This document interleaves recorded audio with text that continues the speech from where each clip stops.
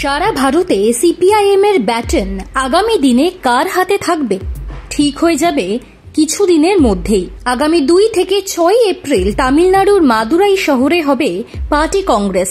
সেখানেই নতুন সাধারণ সম্পাদক ঠিক হবে। কিন্তু কে হবেন নতুন সর্বভারতীয় সাধারণ সম্পাদক জানিয়ে শুরু হয়েছে বিস্তর জল্পনা। সীতারাম ইয়েচুরির আকস্মিক প্রয়াণের পরে সিপিআইএম নতুন সাধারণ সম্পাদক হিসেবে কাউকে দায়িত্ব দেয়নি। প্রাক্তন সাধারণ সম্পাদক প্রকাশ কারাটকে পলিট ব্যুরোর কোঅর্ডিনেটর করে আপাতত দায়িত্ব সামলাতে বলা হয়েছে। কিন্তু মাদুরাইয়ে পার্টি কংগ্রেসে ঘোষণা হওয়ার কথা নতুন সাধারণ সম্পাদকের নাম।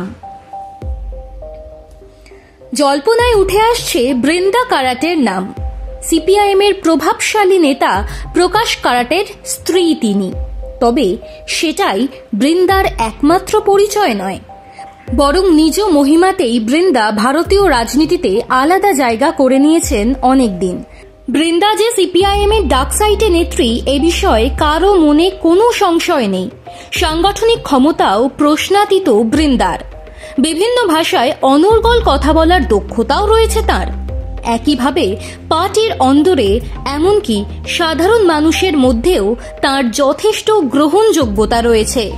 বৃন্দাকে দায়িত্ব দেওয়ার সপক্ষে অন্য একটি যুক্তিও কাজ করছে বলে মনে করছে রাজনৈতিক মহলের একাংশ। এমনিতে তাকে দায়িত্ব দিলে রাজনীতির শীর্ষস্তরে মহিলা মডেলের এক নতুন দৃষ্টান্ত হবে।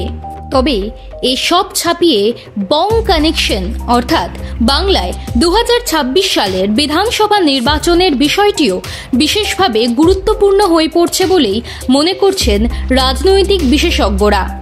বাংলায় আগামী বছরের ভোট সিপিআইএম তথা বামফ্রন্টের কাছে যথেষ্ট গুরুত্বপূর্ণ। বিধানসভায় শূন্য আসনের সংখ্যাতত্ত্ব বদলাতে মরিয়া সিপিআইএম। সেখানে কেন্দ্রীয় সাধারণ সম্পাদক যদি এমন কেউ হন যার বাংলা রাজনীতিতে গ্রহণযোগ্যতা রয়েছে, তাহলে পার্টির কর্মী সমর্থকদের মনোবল বহু গুণ বাড়বে। এই কারণেই হয়তো মোহাম্মদ সেলিমকে সর্বভারতীয় সাধারণ সম্পাদক করতে আগ্রহী ছিল সিপিআইএম এর কেন্দ্রীয় কমিটি। কিন্তু সূত্রের খবর তিনি এখনই রাজ্য ছেড়ে কেন্দ্রীয় নেতৃত্বের ভার নিতে আগ্রহী নন। তাই বৃন্দাই হয়তো এই মুহূর্তে রাইট চয়েস। যদিও বৃন্দাকে দায়িত্ব দিতে গেলে এক ব্যতিক্রমী সিদ্ধান্ত নিতে হবে সিপিআইএমকে। কারণ বয়সবিধি কঠোরভাবে মেনে চললে বাদ পড়তে হবে বৃন্দাকে। আবার পার্টি কংগ্রেসের বক্তা তালিকায় রয়েছে বৃন্দার নাম। সাধারণভাবে যিনি নতুন সম্পাদক নিশ্চিতভাবেই পার্টি কংগ্রেসের অন্যতম বক্তা হিসেবে থাকেন। বয়স যদি বৃন্দার নতুন দায়িত্ব নেওয়ার পথে প্রশ্নচিহ্ন তৈরি করে, বক্তা তালিকায় তার নাম নিশ্চিতভাবে নতুন সম্ভাবনা উস্কে দিচ্ছে।